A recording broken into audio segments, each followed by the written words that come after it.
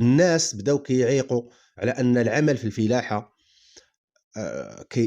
كيعطّلهم باش يجمعوا النهارات اللي خاصين البارو، كيعطّلهم باش يجمعوا التقاعد، كيكون داير ناقص داك الشيء لأنهم كيديكلاريو بالنهارات وكذا، وهذا الشيء هذا خص تحرّك ليه الحكومة في الصراحة، ماشي جهات أخرى، باش تحاول تحركات شوية، مي باقي خاص، باقي الغالبية ديال الناس ما كيديكلاريو بالنهارات، فهمتي؟ رجوعًا للموضوع، الخصاص في اليد العاملة في إسبانيا بشكل عام دائمًا كاين.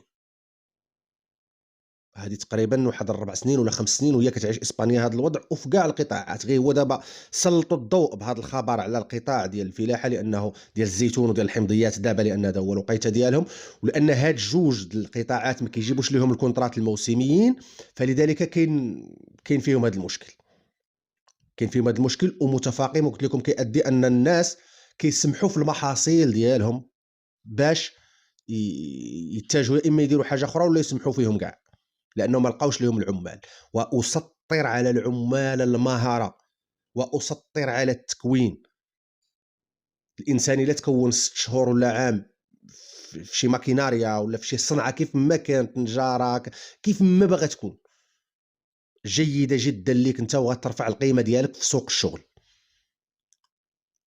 تذكروا هذا جيدا الإخوة.